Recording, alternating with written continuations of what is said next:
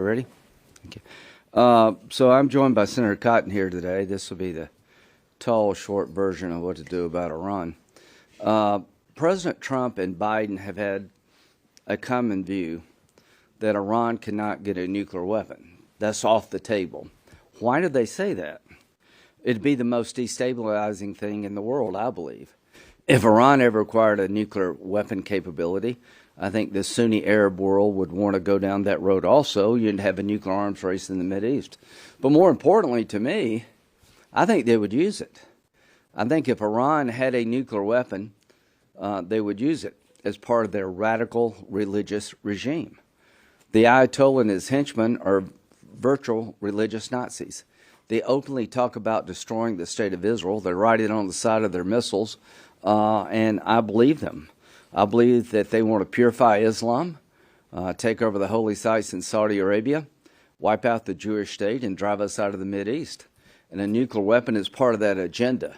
It's not an insurance policy for regime survivability. It is a weapon to carry out one of the most extreme religious ideas on the planet. So here's what we're doing today. Senator Cotton and I believe that the only way to prevent Iran from getting a nuclear weapon is for them to completely dismantle their enrichment program. Without enriching uranium, you cannot make a nuclear weapon. That is non-negotiable for us. Complete dismantlement. President Trump said that this weekend, and in our resolution, we describe in granular detail what dismantlement would look like. So if you want to know what the Senate Republicans think about dismantlement, you can read this resolution. And this resolution mirrors what Israel would be, believes to be an acceptable outcome on dismantlement. They have enough highly enriched uranium, the Iranians do, to make at least 6 nuclear weapons. Now, Senator Cotton is the Intel chairman. He knows this space far better than I. But the difference between 60% enriched uranium and 90 is a very short walk. The stockpile they have achieved, again, would allow them, with just a little bit of time and extra effort, to produce 6 nuclear weapons at a minimum. What I want people to understand is that the Iranians claim that they enrich for peaceful nuclear power purposes, that their enrichment program is designed to make sure they have fuel for their reactor, their peaceful nuclear reactor. The question becomes, how much of the enriched uranium have they used regarding the Bashir reactor? Not 1 gram. They get their spent fuel to run the reactor from the Russians, and I'm okay with that. I'm okay with Iran having peaceful nuclear power. I'm okay with them building new nuclear power plants as long as they don't enrich. That the nuclear fuel supply comes from outside of Iran, it will be completely controlled. I'm okay with a 1-2-3 agreement with Iran like we have with the United Arab Emirates after they completely dismantle their enrichment program. And the history of this program is full of lying and cheating. The IAEA has caught Iran lying and cheating more times than I can count. So we're going to call the question sooner rather than later on Iran. This resolution by myself and Senator Cotton is designed to buy into the concept being pushed by the Trump administration. Complete dismantlement, and then, and only then, talking about a 1-2-3 arrangement for peaceful nuclear power. Anything short of that would be a bad deal. Anything short of that, I think, would ensure over time they get a nuclear weapon. President Trump, I spoke with him this weekend. He believes a nuclear weapon in the hands of Iran would be a nightmare for the world, and he is exactly right. So to the Iranian regime, you claim all you want is a peaceful nuclear power program, you can have it, but you cannot enrich. And you must dismantle, and you must dismantle now. If negotiation and diplomacy fails, we need to go to Plan B. And Plan B would be a military strike to stop the nuclear program in its tracks and degrade it as much as we can. I will turn it over to Senator Cotton now, but end with where I started. The world has many problems. Russia, Ukraine, we're in trade conflicts. I think we had some good news today with the UK, and it looks like the critical minerals deal was approved in Ukraine, which is good for the United States. But of all the problems that we're dealing with as a world and as a nation, the nuclear capability of Iran, their desire to continue to enrich at a level that has no commercial purpose. There is zero commercial purpose for uranium enriched at 60%. You only do that to have a threshold capability to make a weapon. And the difference between 60 and 90 is weeks, not months, not years. So we have laid out a resolution. We expect our colleagues in the Senate, Republicans and Democrats, who say they don't want a bomb, they oppose a bomb by Iran, to jump on board. We're reinforcing Secretary Rubio, Steve Witkoff, and the administration's position of dismantlement, and then, and only then, talking about a 1, 2, 3 agreement for peaceful nuclear power. I am hoping that we can get a lot of co-sponsors quickly. We can take this to the floor of the United States Senate and aid the effort that the Trump administration has embarked upon to make sure Iran never gets a nuclear bomb. Senator Cotton. Thank you. Good morning. A horrible one-sided deal that should never, ever have been made. It didn't bring calm, it didn't bring peace, and it never will. Those words are as true today as they were 7 years ago today when President Trump said them, driving a stake through the heart of Barack Obama's disastrous nuclear deal with Iran. That deal was one-sided, in bad faith, and did nothing to stop Iran's march to a nuclear weapon. In fact, as Prime Minister Netanyahu said, it didn't block Iran's path to a nuclear weapon, it paved the path. 4 years of impotent, inconsistent, and weak foreign policy during the Biden administration also gave Iran a golden opportunity to continue its development of nuclear weapons and to rebuild its economy after President Trump's successful maximum pressure policy during his first term, an opportunity that Iran's crazed theocratic ayatollahs took full advantage of. During the Biden administration, Iran began enriching uranium up to near weapons grade. In February of this year, the IAEA reported that Iran has between 5 and 7 metric tons of enriched uranium and more than 600 pounds of 60% highly enriched uranium. If further enriched, this is enough uranium for 6 nuclear weapons. Now, to be blunt, there's no benign or good reason for Iran to have any of this, and it's proof in and of itself that Iran cannot be trusted with key parts of the nuclear fuel cycle, particularly the infrastructure and expertise needed to enrich or reprocess uranium. This is what happens when a bad deal and indecisive American leadership leave Iran's nuclear ambitions virtually unchecked. Look at what Iran already does without nuclear weapons. They threaten American troops in the region. They support terrorism by arming Hezbollah, Hamas, and the Houthis. Further, consider what Iran has also tried to do here: assassinate Donald Trump and other U.S. government current and former officials. All of this, again, done without Iran having the cover of a nuclear weapon. A nuclear Iran makes for a far more dangerous world. It would directly threaten the security of our homeland when married up to their intercontinental missile work. It encourages nuclear proliferation throughout the Middle East. It jeopardizes the safety of our men and women in uniform, and it poses an existential threat to our good friend Israel. So I'm not mincing words here, and neither has President Trump. Iran can never be allowed to have a nuclear weapon, and Iran cannot be allowed to have a pathway to a nuclear weapon. As Senator Graham said, as President Trump has said, that means the complete dismantlement of its nuclear program. There is no reason for Iran to have centrifuges or to enrich uranium. So we urge our colleagues to support this resolution, which echoes the letter President Trump sent to the Supreme Leader of Iran 2 months ago. It also poses Iran with a simple choice. Iran can either have a nuclear weapon or a nuclear program that is lying in ruins, smoking, destroyed, and dismantled, or it can have a peaceful civilian nuclear power program with no centrifuges, no enriching, no reprocessing, and no pathway to a nuclear weapon. All of this will be done in a verifiable manner under IAEA safeguards. So we commend President Trump's consistent and unwavering efforts to prevent a nuclear Iran, and we look forward to working with him and the administration to achieve this goal. Thank you, and we'll now open the floor to questions. Senator, what should our economic relationship with Iran look like? Lindsay, do you want to take it? Do you want me to? I think it depends on what they do. It's just not the nuclear program. That's one of several things that have to change.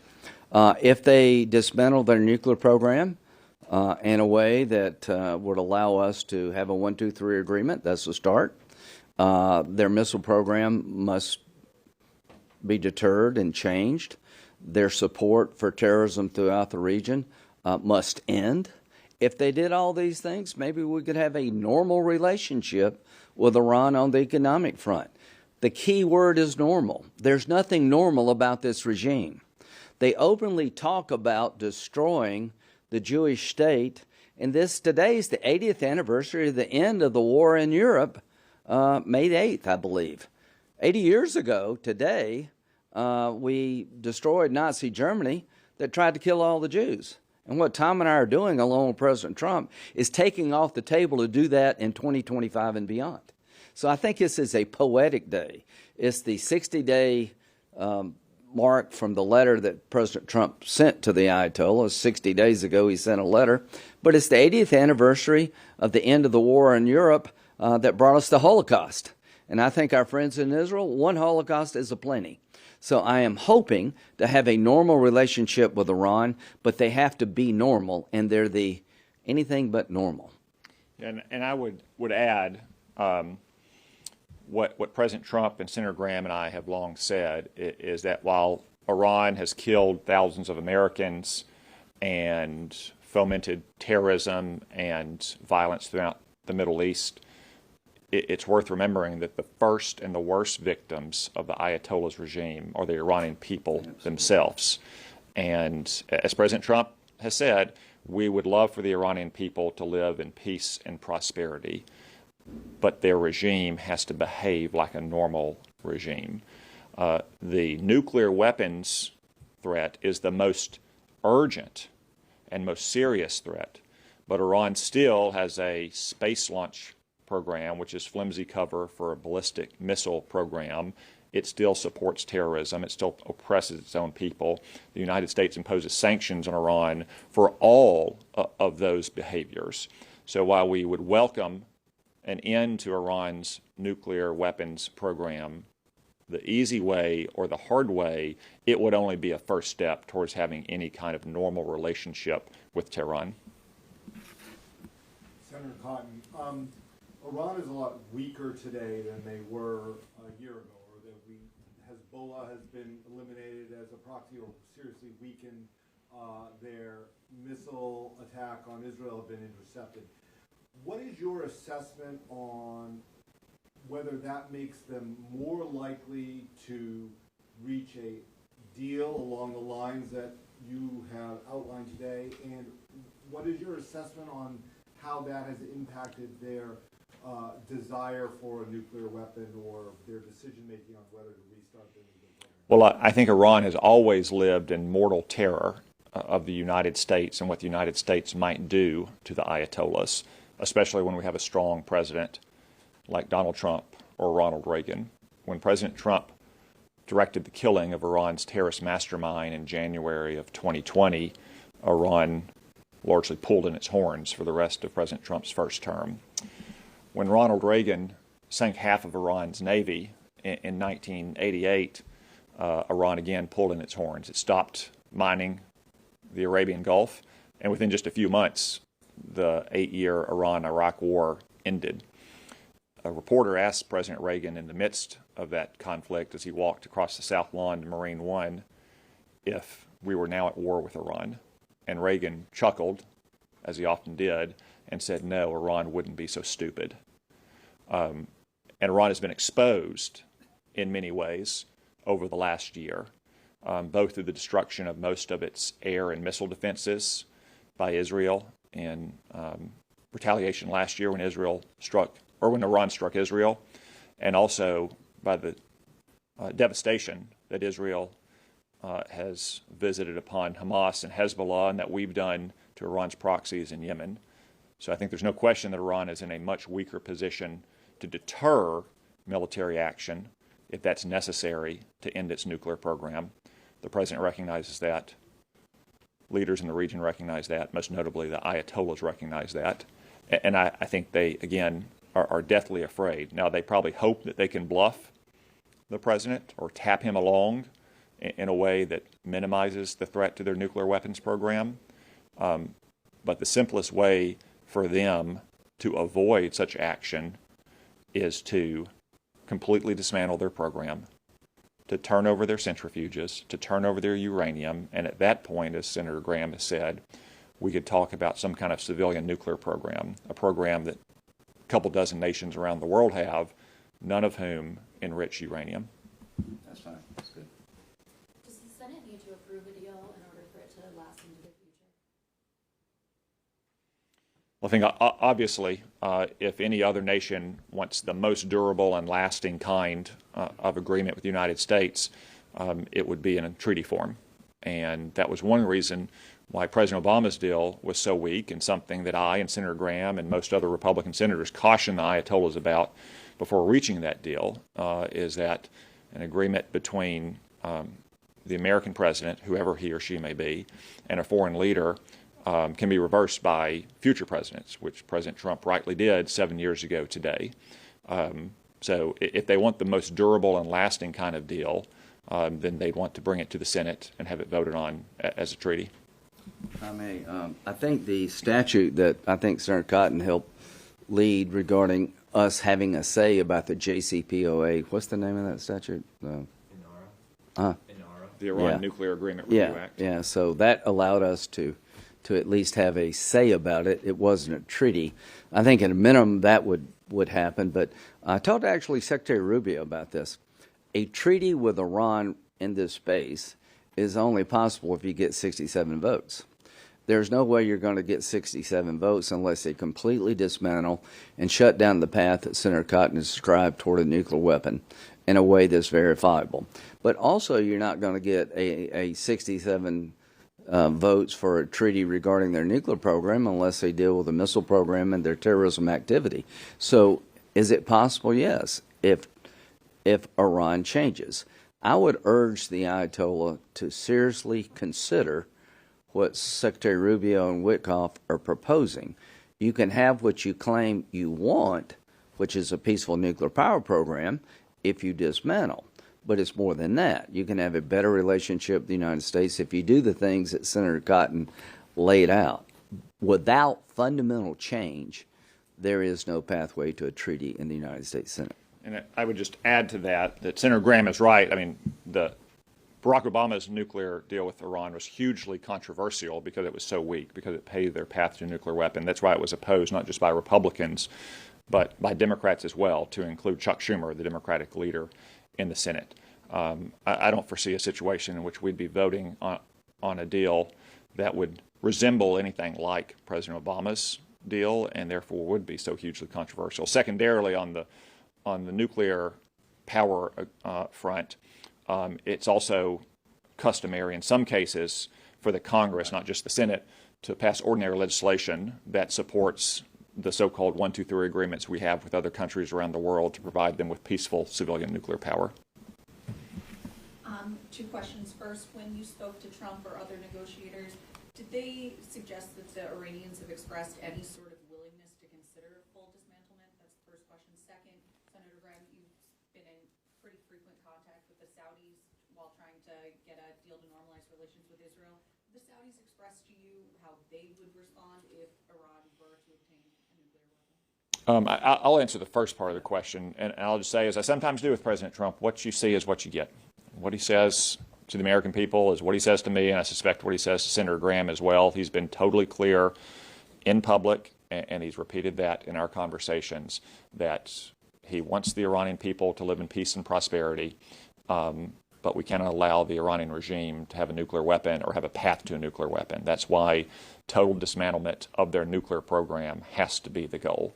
That's exactly what he said in public and exactly what he said to me in our conversations as well. Yeah, I can't add any more to that other than I talked to him about that this weekend. And he wants to pursue a diplomatic solution that achieves the goal. And the goal is to make sure they can't have a nuclear bomb by dismantling the process that would allow them to do it. Shut down the path, as Senator Cotton outlined.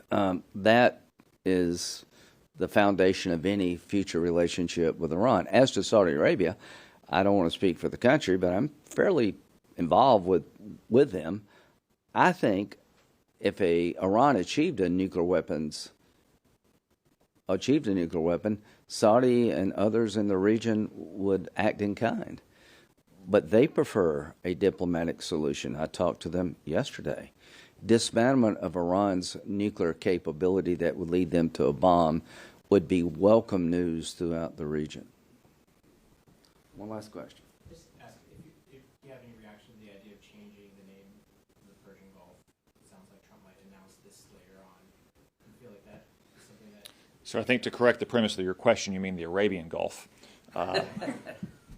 As our military has long called it, and as most Arab nations in the region have called it as well, I have no issue with that at all. I think it reflects well on our relationship with our friends on the Arabian Peninsula that are our friends, to use the custom and practice that they do, as opposed to worry about sensitivities with Tehran. And I will just end it, we have to go here, is how long does this take? What's the end game here? Is to have a peaceful resolution, as we've described, that would be good for the region, good for the world. How much longer will this go on? We're talking weeks, not months, not years. The potential of Iranian breakout looms large here. Israel's desire to bring closure to this issue looms large here. Senator Cotton's desire, my desire to end this debate with some sense of finality looms large here. So we're not talking about long, protracted negotiations. It's a pretty clear choice. If you want peaceful nuclear power, here's the requirements to achieve that. If you want to be considered a normal nation, here's what you have to do to be considered normal. These things are fairly clear, not overly complicated. Dismantlement means exactly what we say, dismantle. Read the resolution. A 1, 2, 3 agreement, they're used all over the world. It's nothing exotic. It's beyond the nuclear program, it's the missile program, it's the support for terrorism. So making it clear what they need to do, I think we're helping achieve today. I think the Senate's on board with the Trump approach to solving this problem. But I just want to emphasize, we're talking about weeks, not months.